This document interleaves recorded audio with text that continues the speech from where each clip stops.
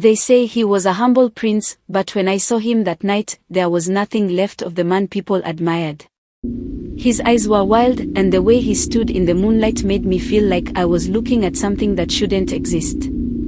Prince Amani was loved by everyone in the village. He wasn't like his older brothers, who always looked down on us. While they sat in the palace, far away from our problems, Amani was different. He walked among us, worked with us in the fields, shared our struggles, and always had a kind word for everyone. Some said he had the heart of a commoner and the wisdom of a king. He was the youngest son of King Osei, and people believed he would be a great ruler someday. Even the elders would say, if anyone can lead this kingdom to peace, it's Prince Amani. But that dream was shattered the year the drought came. The sun burned hot, day after day, and the rain never came. Our rivers dried up, and the crops failed. People became weak, children fell ill, and the cattle lay down to die in the fields. There was nothing left to eat or drink. Some families started to leave, hoping to find water elsewhere, but most of us had no choice but to stay. We had nowhere else to go. We all looked to the king for help, but he was old and tired. His advisors were more interested in hoarding what little resources were left for themselves than in helping us. We begged for food and water, but the palace gates stayed shut. Then one day, Amani gathered the people in the village square. He told us he couldn't stand by and watch his people suffer. He promised he would go beyond the mountains to seek help from the wise ones who lived in the north. They were said to know secrets about the land, about how to make it flourish again, even in times of great drought. We believed in him. If anyone could bring salvation to us, it was Amani.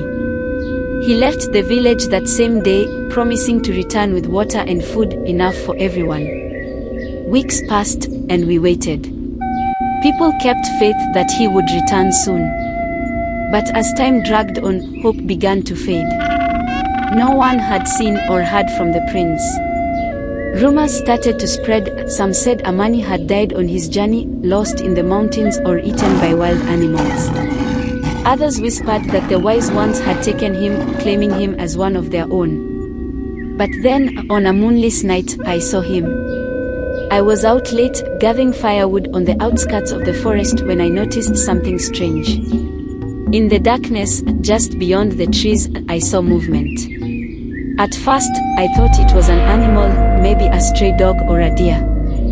But as I got closer, I realized it was a man standing in the shadows. My heart jumped when I saw his face. It was Amani. His clothes were torn and dirty, and his face looked thinner than I remembered, but it was definitely him. I called out to him, "Prince Amani, you've returned." But he didn't respond. He just stood there, staring at me with wide, unblinking eyes.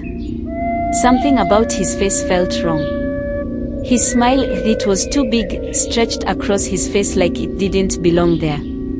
And his eyes, they were empty, like he wasn't really looking at me, but through me. He finally spoke, but his voice was low, almost a whisper. "Come with me," he said.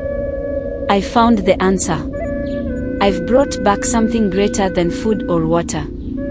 Come, and you will never be hungry again." There was something in his tone that sent a chill down my spine. It wasn't the voice of the prince I once knew. It was cold, hollow, as if it came from someone, or something, else entirely. I stepped back, my body shaking, but Amani moved closer. "Follow me," he urged, his voice softer but more insistent. "I found a gift for the village. It will save us all." Suddenly, the smell hit me. It was like wet, rotting earth mixed with something foul and sour.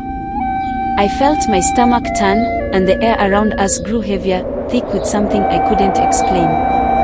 Before I could respond, I heard footsteps approaching behind me.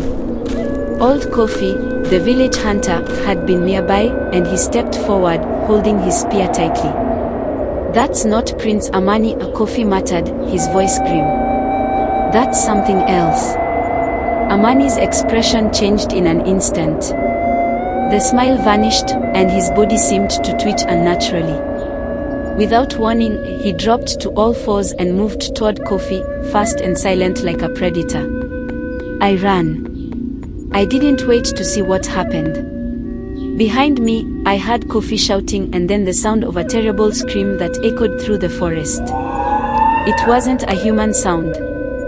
When I reached the village, I told everyone what I had seen, but no one believed me at first. They said I was confused, that it was just my fear playing tricks on me. They couldn't believe that their beloved prince, humble and kind, could be anything but good. But the next morning, Kofi was found at the edge of the forest.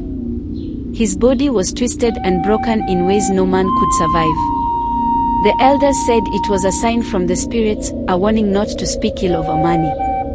But I knew the truth. We never saw Amani again after that night, but sometimes, when the moon is full, villagers say they hear him in the woods, whispering in the dark to anyone brave or foolish enough to listen. They say he calls them, promising salvation, promising a gift that no one has yet lived to receive.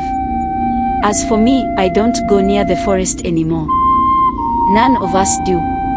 If this story sent chills down your spine, make sure to subscribe to the channel for more terrifying tales like this. Don't forget to hit the like button and share your thoughts in the comments below. What would you do if you heard Prince Amani's voice calling to you in the night? Stay tuned for more haunting stories from across Africa.